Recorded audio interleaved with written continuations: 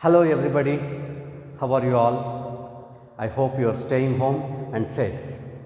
Dear students, take all the necessary precautions to keep yourself safe. This COVID-19 pandemic, which is unprecedented, has crippled all the activities of the world. Man, being very resourceful, is trying to exploit all the available resources to bring back life to normalcy. Even in the field of education, we are using internet to connect to you, to do lessons. As a part of this program, we are also doing lessons using the cell phones, cellular phones. I am Gurunarayana. I will be teaching English for you. This is an introduction class to you. Dear students, I have written some details on the board. Let us learn what I have written on the board. The title of your textbook. The title of your textbooks is Perceptions 1. The title of your textbook is, English textbook is Perceptions 1. What is the meaning of perceptions?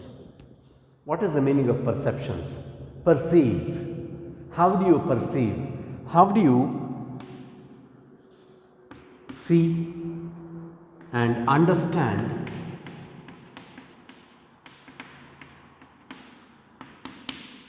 things? How do you see and understand things? When I say see, it is not the literal meaning of you see something. You deeply study something and understand something. Things, instead of that I can say life. How do you understand life? The poems, short stories or essays, excerpts from an autobiography that are prescribed to you in your textbook helps you understand the different perceptions of different people.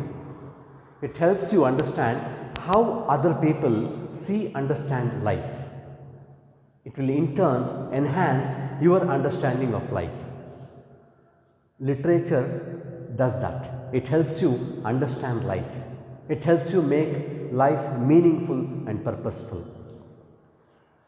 Now we have understood the meaning of the word perceptions, and this textbook will help you enhance your understanding of life. It will give you a new view, outlook about life. It will help you change your outlook of life. It will motivate, it will encourage, it makes your life fun-filled. It will help you overcome difficulties, misfortunes, sadness. In all, literature helps you make life meaningful and purposeful. That is why literature is studied. Don't study this only from examination point of view.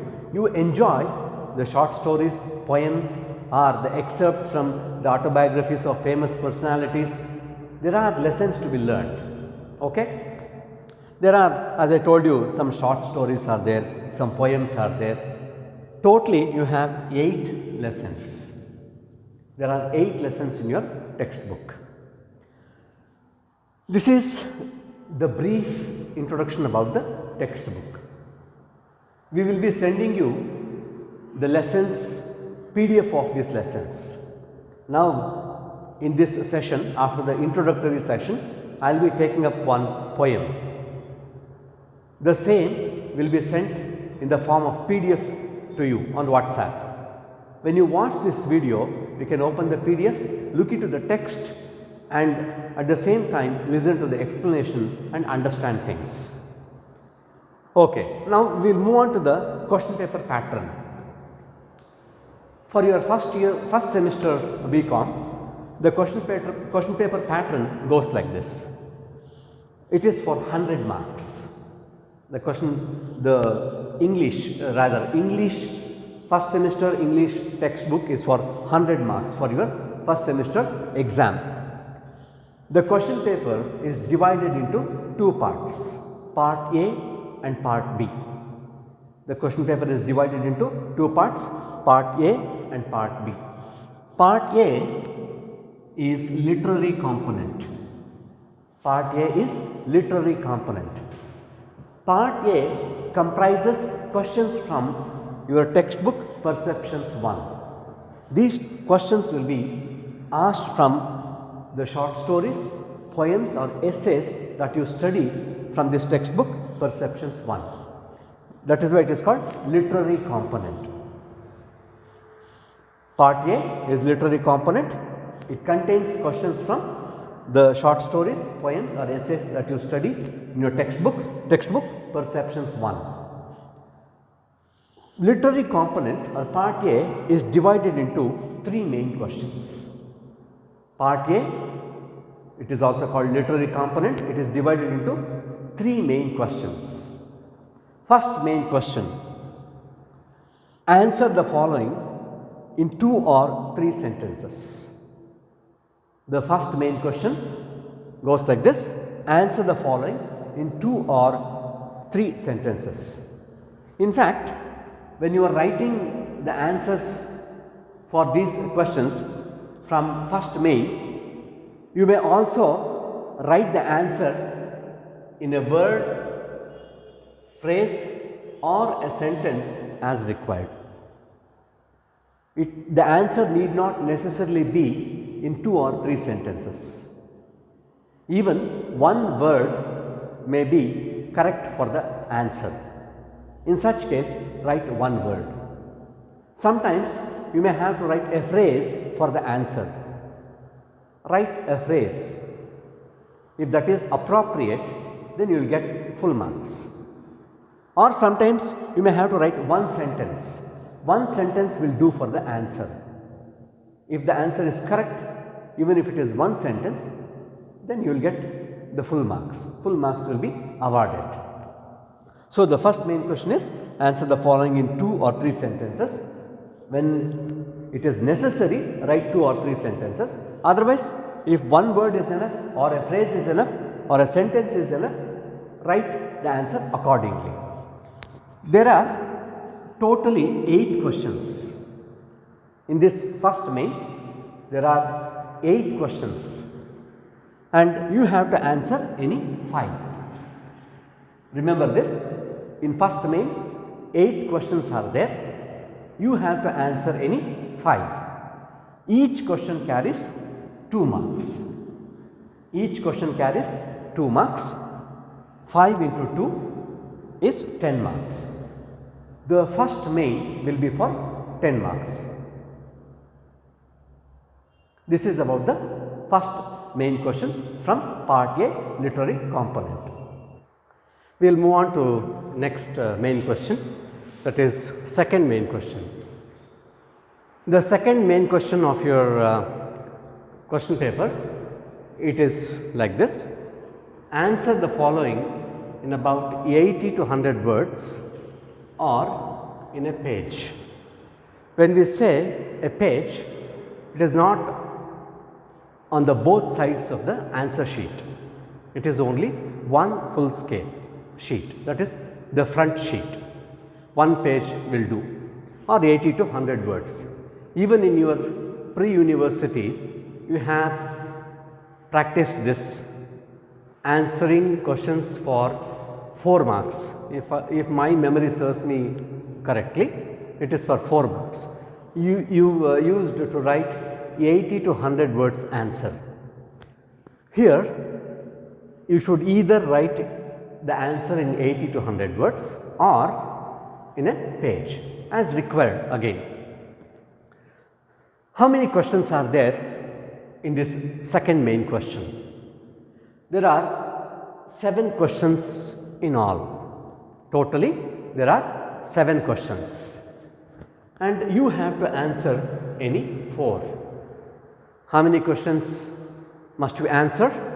Any 4. Each question carries 5 marks. How many marks does each question carry? 5. You have to answer 4. So, 4 into 5 is 20. So, first main is for 10, 5 into 2, 10. Second main, 4 into 5, 20. Now, coming to third main question. Third main question, answer the following in about 200 to 250 words or 2 pages. I believe you have done this in your pre-university also. 6 marks question, probably it was 200 words length answer. Again, if my memory serves me right, it should be like that. In the third main question, how many questions are there in total? 3 questions. You have to answer any one out of 3. How many questions are there in total? 3 questions. How many must you answer? 1 question. How many marks does it carry? 10 marks. So, 1 into 10 is 10. So, totally the literary component is for 40 marks. You must practice very well. Students are very confident. You have studied in English medium schools and you presume that you know English very well. Good, if you know English very well, it is appreciated. However, when it comes to writing answers, it is quite different. Spoken and written forms of English are different. In literature, style becomes very important. When I say style, it includes these aspects. Your handwriting must be legible. You must follow grammatical rules and you must use proper or precise words. Precise words. Precise words means correct words. It is also called diction. It is also called diction. Diction is the choice of words. Diction is the choice of words. What words do you choose while you write? This choice matters a lot. Why do all these things matter? All these things matter because when you write the answer, you must include what is necessary and relevant. You must think. Using precise words, you must express your views in a proper manner. It should be easily understood. It should be easily understood. So, this is called style. Your answers must be impressive. It should be easy to understand. It should cover all the points required. At the same time, you must not include irrelevant details, unnecessary details. Then anybody can understand that you have not read or understood what you have read properly. Therefore, you have failed to write the correct answers. That is why keep all these things in mind. Without practicing, you cannot write correctly in the exam. You know Sachin Tendulkar, he is a renowned cricketer, world renowned cricketer. Though he was such a famous cricketer and was very skilled cricketer, he too used to do net practices before the match. So, practice makes man perfect. So, you should learn the art of writing the answers, that is called style. You have to master it. Practice makes man perfect. So, this is literary component. So, question paper is divided into part A and part B. Part A is literary component and you know what part A comprises. Now, let us move on to part B. Part B is language component. Part B is language component. In this part, you will be answering questions on grammar. In this part, you will be answering questions on grammar. Children, you don't have a separate workbook for grammar. In the textbook, after the lesson, you have some topics to study, grammar topics to study, learn. Based on those topics, questions will be set. I have made a mention of the topics here. I believe I have covered all the topics. This is how the language component goes. It comprises these topics from grammar, passage for comprehension. This you have done in your PU. It was for 10 marks, is it not? Comprehension. Comprehension means understand. So, this passage is to test your understanding. How much of what you have read have you understood? This understanding, the capacity to understand is tested. So, comprehend is to grasp, understand. So, passage for comprehension is to test your comprehension capabilities. When you read the passage, after the passage, some questions are set. You have to read the passage, understand the content, then questions, then you have to answer. Anyway, we will be dealing with all these topics in detail when we commence the classes. Homophones and homonyms. You know what are homophones and homonyms? A question will be asked on homophones and homonyms also. Articles. You are very familiar with articles. You have studied this in your PU also, in your high school. Prepositions is another familiar topic. However, prepositions sometimes are confusing. You may get confused in choosing the right preposition. How do you understand which preposition is appropriate in a particular context? As I told you, to learn prepositions, there aren't hard and fast rules. Prepositions can be mastered, rather the use of prepositions can be mastered or learnt properly through practice. There aren't hard and fast rules for all the prepositions. Therefore, when you read literature, you see how a preposition is used. After reading that, you can learn the usage of prepositions. Prepositions, they are very tricky sometimes. Then coming to essay writing. See, essay writing is not just writing down the points related to the question. When an essay is asked, you have to think of all the points that make for the answer.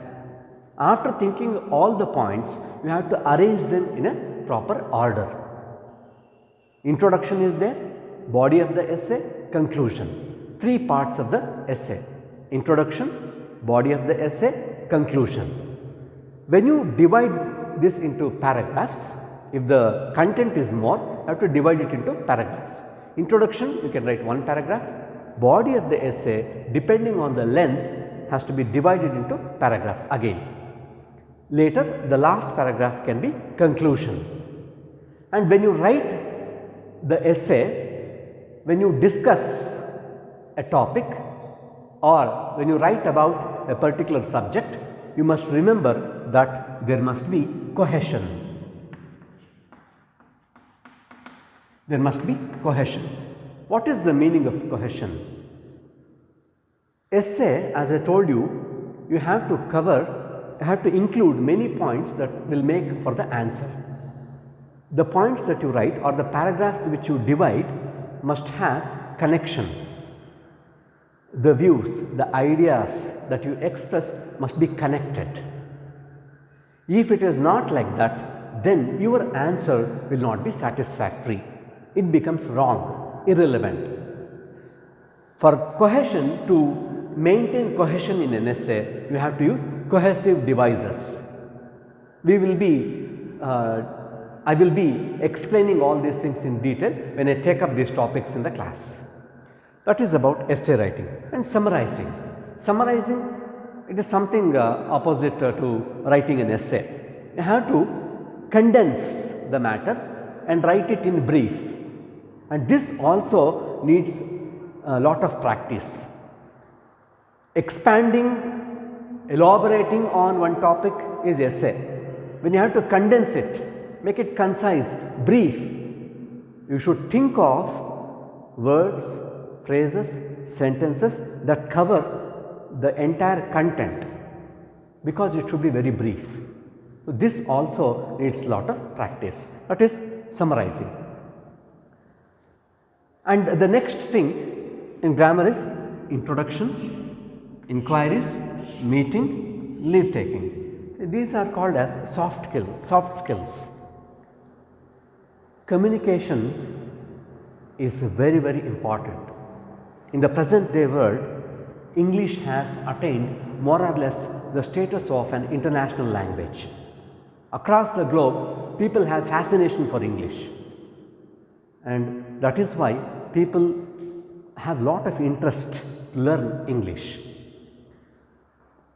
These skills, language skills, communication skills are taught under this topic. How do you introduce yourself in a formal situation or context? How do you make inquiries? When you are speaking to people, you should be polite, you should be courteous, that is polite and respectful. When you pose questions, the listener must understand. You are seeking information. Sometimes you are giving information, like that. So, that is inquiries. And meeting people. When you meet people, how do you communicate, converse? And leave taking. After speaking to people, you bid a goodbye to them. You just simply cannot abruptly stop the conversation and leave. That sounds impolite, rude. Therefore, you have to follow some formalities. All these things are taught under this heading: introduction, inquiries, meeting and leave taking. You got acquainted with the title of the textbook, its meaning, the number of lessons in the textbook. Besides that, you also got acquainted with the question paper pattern. That is, the question paper is divided into two parts, part A and part B. Part A is literary component. What does part A comprise? What does part B comprise? You learned these details and how many marks are these two parts. Totally it is for 70, and now the remaining 30 is internal assessment. The internal assessment goes like this: attendance carries 10 marks. Dear students, you must be regular and punctual to the college. Regular is you should come to the college every day. Punctual is you should come at the appointed time. If you are regular and punctual, then you will get the benefits. Then second one is assignments. You will be doing 2 assignments and each carries 5 marks. So that becomes 10 marks. And you have internals 1 and internals 2. Internals 1 and internals 2 carry 5 marks each. That becomes 10. Totally, the internal assessment is for 30 marks. You ought to remember one very important thing. It is not just scoring marks. You learn some life skills. Be disciplined, and when internal assessment is done, your behavior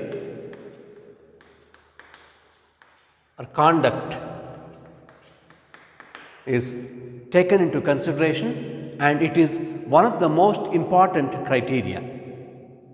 Therefore, keep these things in mind, and accordingly you must be able to do well at college.